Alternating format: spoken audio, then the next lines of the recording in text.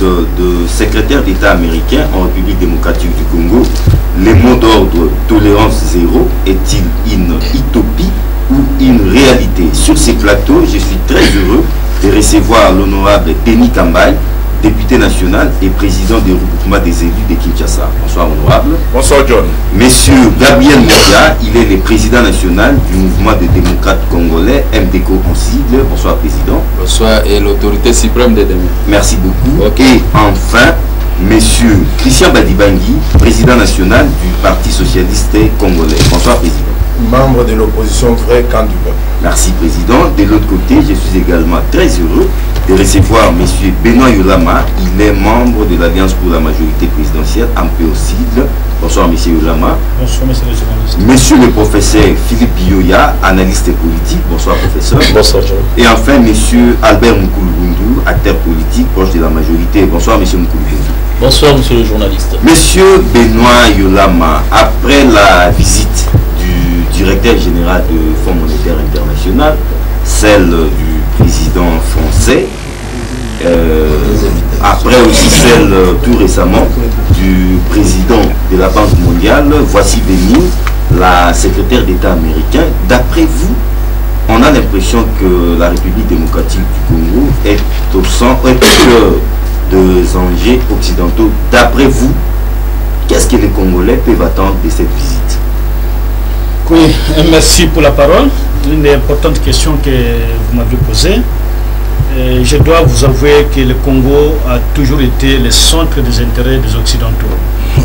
Et le Congo demeure, continue jusqu'à maintenant à être le centre des intérêts des Occidentaux, puisque à l'époque de la guerre froide, il y a eu un camp qui symbolisait la ligne capitaliste, c'était certainement la RDC.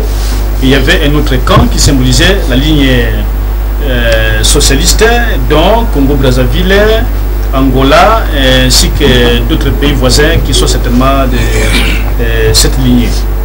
Le plus important, c'est que le Congo a un potentiel assez important sur le plan économique.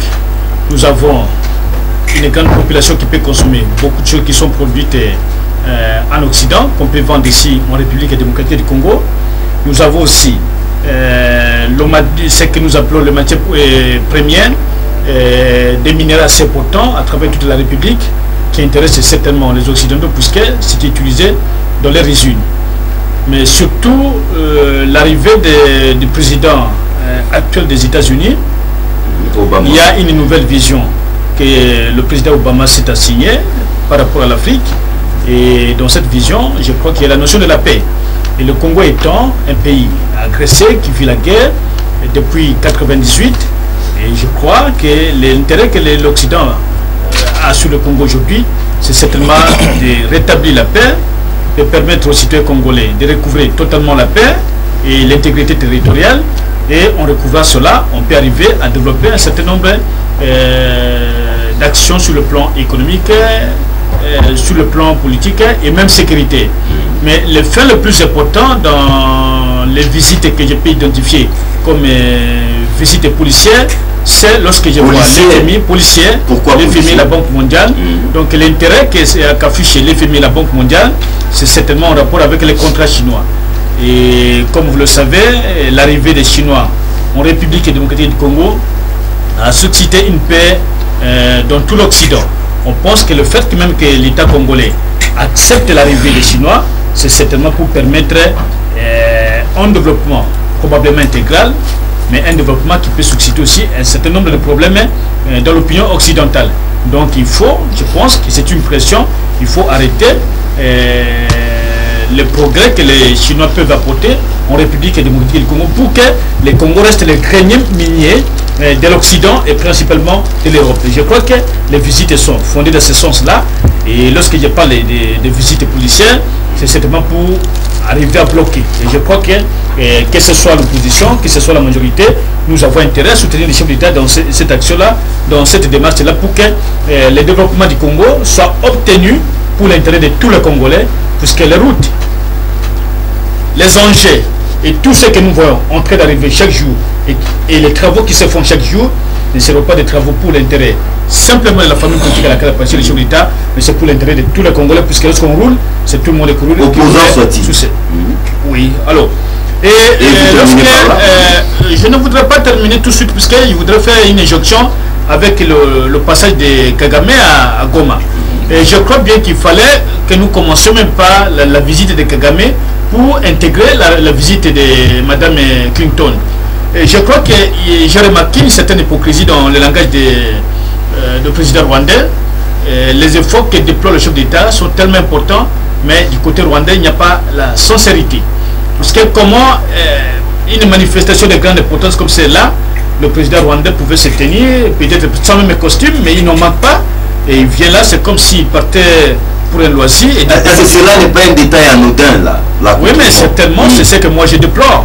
Mais il y a aussi un deuxième fait que je déplore. Il reconnaît que l'agression est partie de son pays. Mais il n'a même pas une dose de compassion pour demander pardon au peuple congolais. Parce que c'est là où il était que nombreux de citoyens congolais ont été tués. Et ils sont morts. Et il le sait très bien. Mais cette population hospitalière arrive à lui manifester publiquement que nous sommes d'accord que vous venez de notre pays. Mais Kagame n'est même pas arrivé à dire je m'excuse sur ce qui est arrivé. S'il demande qu'on ne regarde pas derrière, parce qu'il sait qu'en arrière ou derrière, il y a énormément d'événements qui se sont développés. Donc vous attendez de lui des pardons officiels qui n'est pas fait. Mais moi, c'est ce que j'aurais souhaité. Et d'ailleurs, ce n'est même pas seulement mon souhait. Partout, un peu partout, je suis passé, la population, que ce soit certains opposants que j'ai rencontrés, de la majorité que l'opposition n'entendait que le terme pardon. Et le peuple congolais pardonne facilement. D'après vous, comme ces pardons n'est pas venu, c'est mini-sommet, c'est un échec. Je n'ai pas dit que c'est un échec, c'est une avancée pour le Congo, puisque vous vous rappelez très bien que le chef d'État avait dit dans certains de ses discours que partout on parlera de la paix, je m'y rendrai.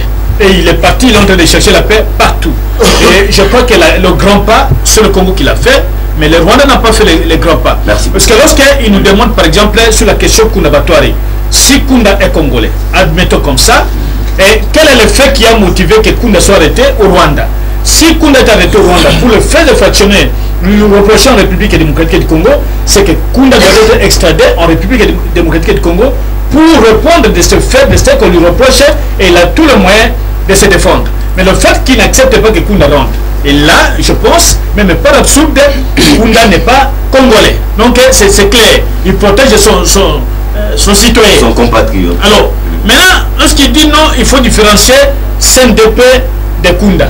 C'est bien qu'on sépare CNDP de Kunda Batwari. Mais qui a créé Kunda Batwari? Qui a créé le CNDP? Qui a créé le RCD? C'est le même Kagame qui a créé tout ce mouvement-là. Et nous avons des données, nous savons ce qu'ils ont fait et ce qu'ils continuent à faire jusqu'à aujourd'hui. Mais nous pensons... Merci beaucoup, M. Oulama. Au niveau du Congo... En 30 secondes. Oui, en 30 secondes, certainement. Au niveau du Congo, nous ne sommes pas là pour certainement revenir dans l'histoire. Mais on ne peut pas construire l'avenir sans le passé. Et le passé passe par des excuses officielles. Et c'est ce que nous avons entendu du président Kagame. Honorable Denis Kambaye, pensez-vous aussi que toutes ces visites de la part de pays occidentaux vise à contrebalancer l'influence sans cesse grandissante de la Chine? Je ne voudrais pas m'arranger sur cette vision. Je voudrais avant toute chose faire ressortir une certaine préoccupation que j'avais tout à l'heure quand vous avez présenté les thèmes de notre débat de ce soir. Je ne sais pas pourquoi, John, vous voulez débattre d'une question qui est déjà entrée dans une phase d'exécution. Qu'est-ce que je veux dire par là? On aurait bien fait en tant que des analystes. On peut ne pas nous écouter. Je crois qu'il y a quand même certains membres de service ou certains dirigeants qui prennent quand même le temps de suivre les débats et les analyses à la télévision pour savoir rectifier les tirs s'il le faut. Aujourd'hui, Madame Secrétaire d'État des États-Unis, Madame Hillary Clinton, est déjà arrivée chez nous. C'est-à-dire que tout ce que nous ferons comme débat aujourd'hui, c'est pratiquement, nous le faisons pour nous ou nous voulons communiquer par rapport à l'exécutif. Je ne sais pas s'ils ont réellement préparé un cahier des charges. Parce que nous ne voudrons pas que ce soit une visite comme d'autres visites que vous venez de citer ici. Le président Sarkozy est arrivé.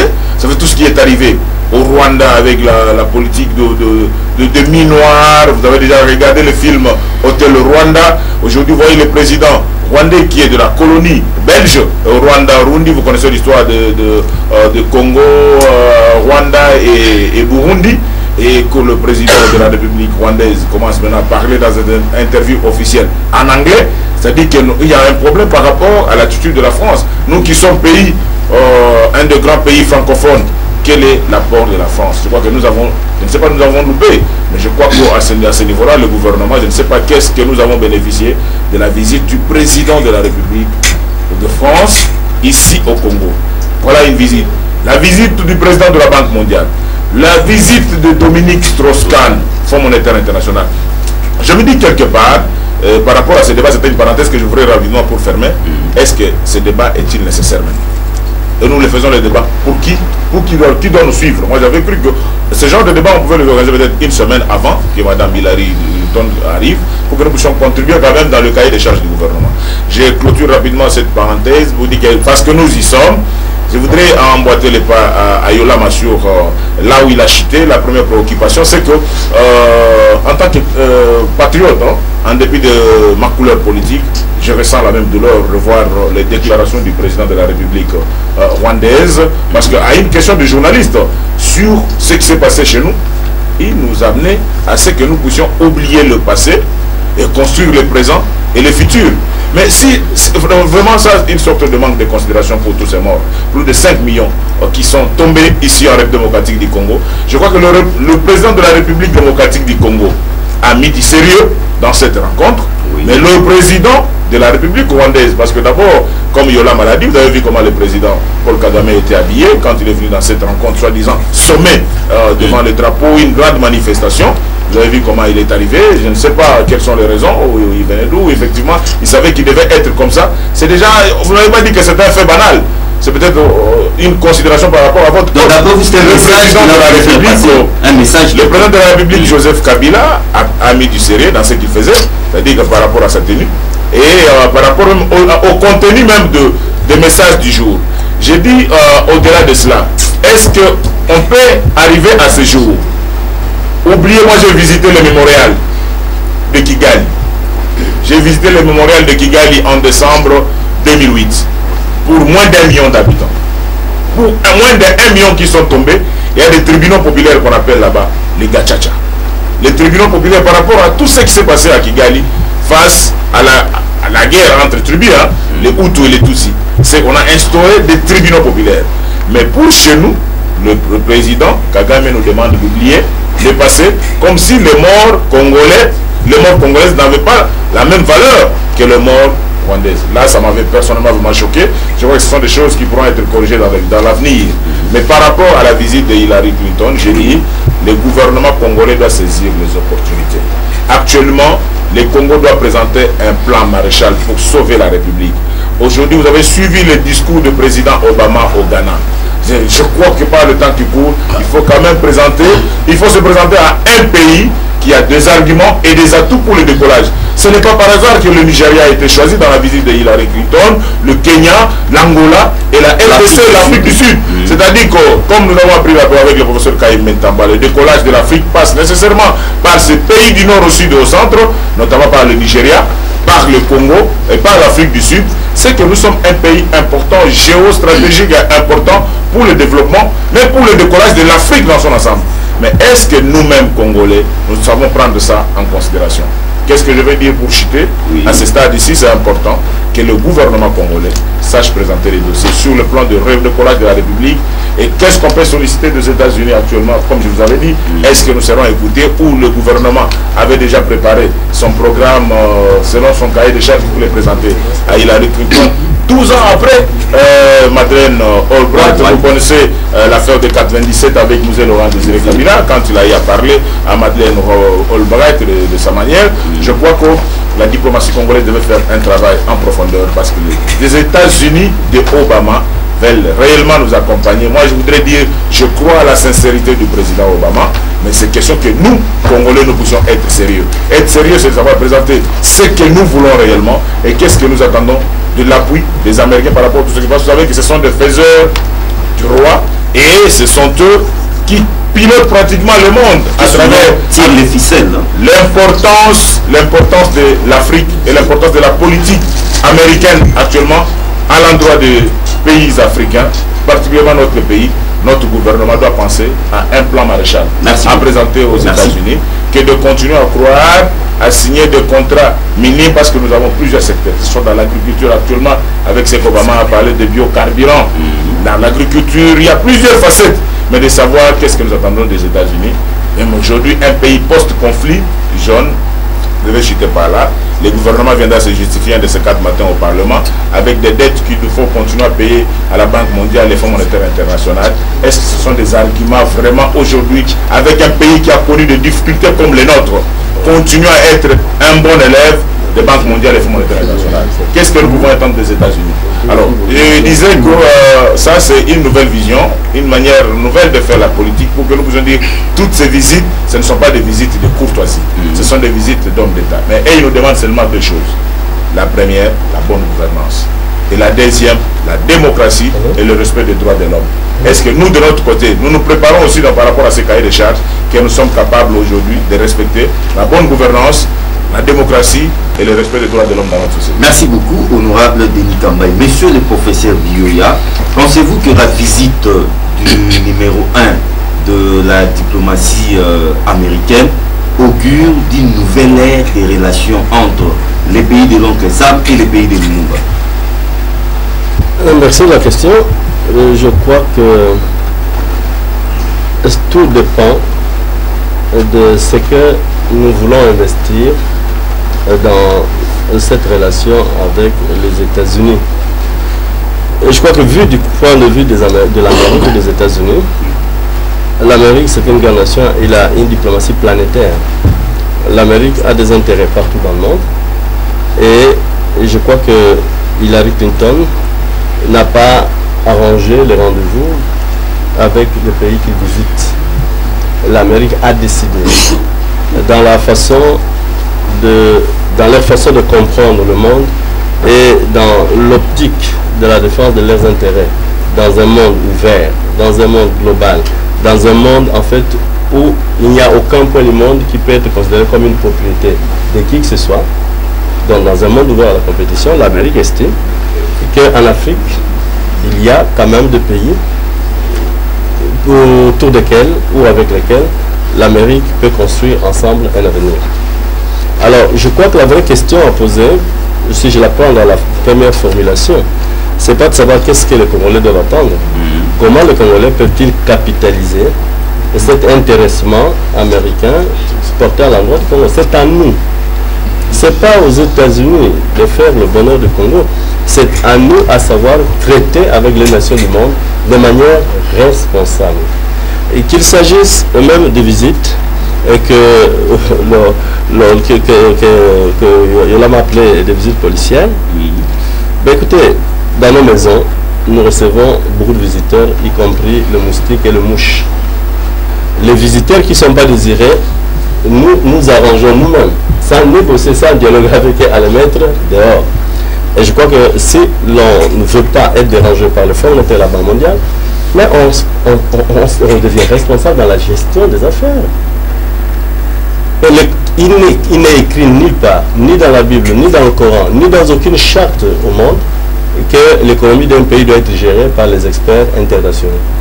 Il n'y a que des nations qui, en fait, se disqualifient eux-mêmes, font de la négligence dans la façon de gérer les ressources qui vont rechercher l'expertise. Ou peut-être preuve d'incompétence dans la gestion. Je n'appelle pas ça incompétence.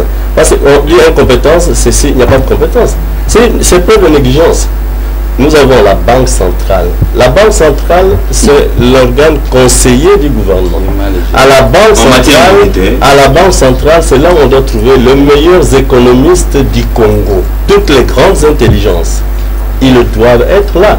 Parce que, en fait, contrairement à d'autres institutions de l'État, la Banque centrale a la responsabilité de conduire de façon permanente l'économie du pays. Parce qu'elle enregistre toutes les dynamiques, tous les mouvements économiques du pays. Les ministères des finances et de l'économie, ça passe, les ministres passent. Les administrations restent dans l'exécution des tâches. Je crois qu'on ne demande pas au ministre de l'économie et des finances de nous produire une doctrine économique. Mais la Banque centrale ne peut pas gérer les finances, ne peut pas gérer les trésors nationaux sans rapport avec la philosophie. Donc le meilleur, parce que c'est la Banque centrale qui est en fait le premier à bénéficier de la coopération du Fonds monétaire et la Banque mondiale. Le Fonds monétaire ici ne vient pas pour n'importe qui, ne vient même pas pour le président. Il vient d'abord pour la Banque centrale. C'est la Banque centrale qui participe aux réunions d'administration du Fonds monétaire et de la Banque mondiale. Donc je crois qu'il est grand temps et que tous les économistes que l'on forme et qu'on les mette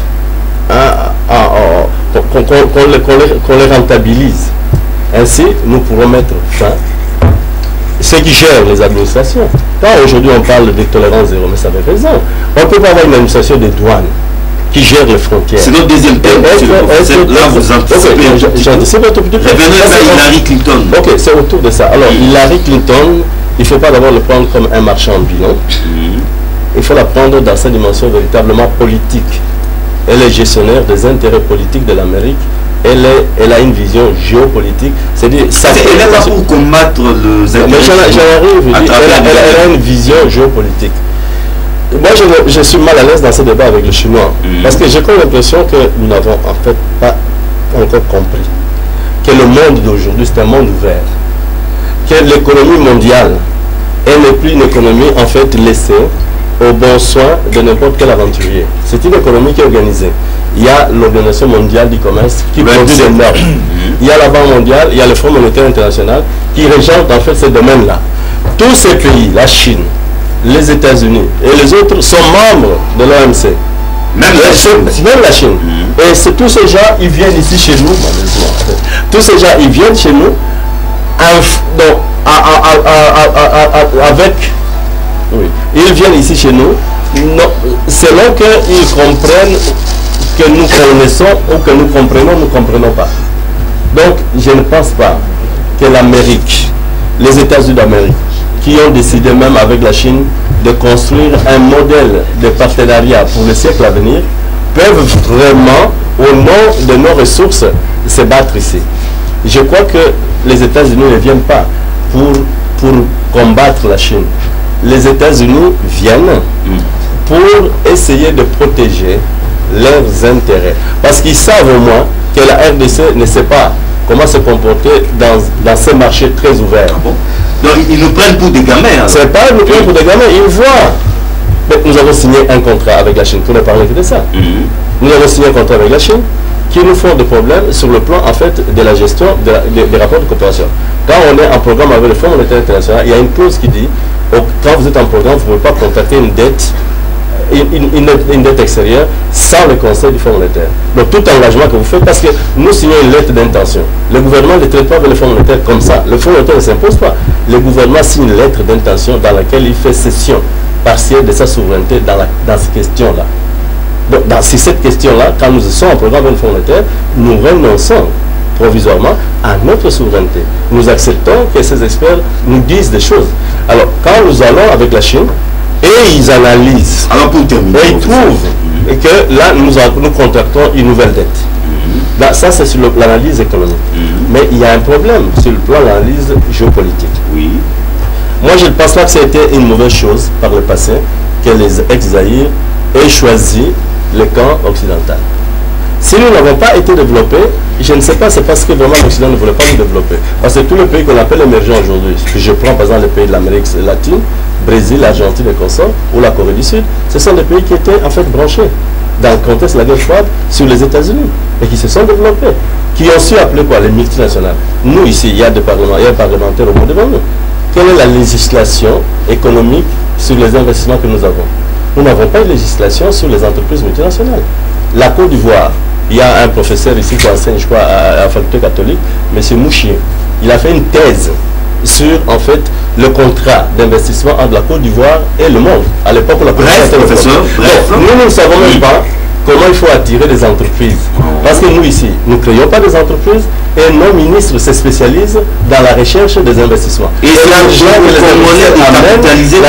n'entre même pas dans des entreprises, dans l'économie, ça va dans les poches des membres du gouvernement. Donc, c'est nous qui avons des politiques jusque-là qui ne comprenons pas comment il faut tirer profit de la coopération internationale. Alors, je pense qu'aujourd'hui, cet intérêt du monde vers la RDC doit en fait coïncider avec une nouvelle prise de conscience de du développement de la capacité par la RDC de tirer profit de la coopération internationale. Merci beaucoup. J'attends à ce qu'au niveau de la présidence, au niveau du ministère des Affaires étrangères et au niveau du gouvernement, d'abord qu'on rationalise. On ne peut pas avoir dans un gouvernement 3 ministères qui font la même chose. Ministère du plan, ministère de coopération internationale régionale, affaires étrangères, qui tous font pratiquement la même chose. Les chefs de l'État et remaniement. Monsieur le Président Gabriel Mokia, la République démocratique du Congo semble séduire ces derniers temps les grandes puissances occidentales. Alors, comment la RDC peut tirer profit de cet intéressement? Merci beaucoup, John. Avant de vous répondre à cette question, je vais m'épingler d'un petit point qu'a soulevé le professeur. À ce qui concerne la Banque centrale a comme rôle de définir la politique monétaire de notre pays.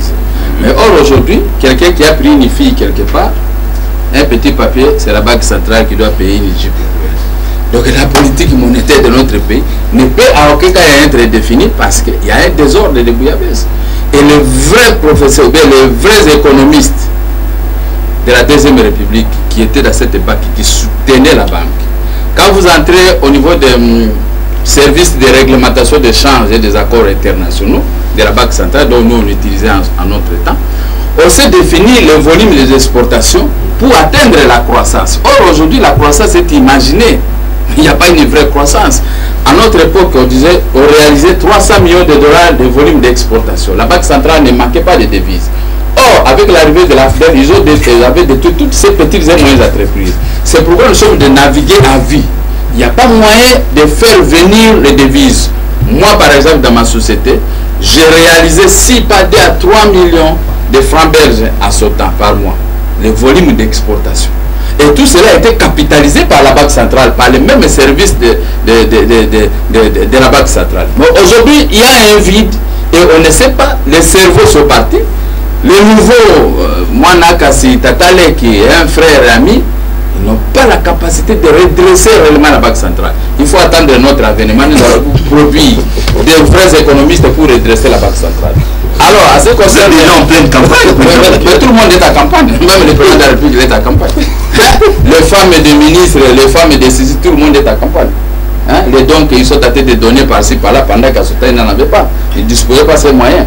C'est une parenthèse. Alors, je vous dis que la visite d'Hillary Clinton dans notre pays, pour nous à l'opposition, pour que cela puisse se tenir, elle doit d'abord recevoir les opposants.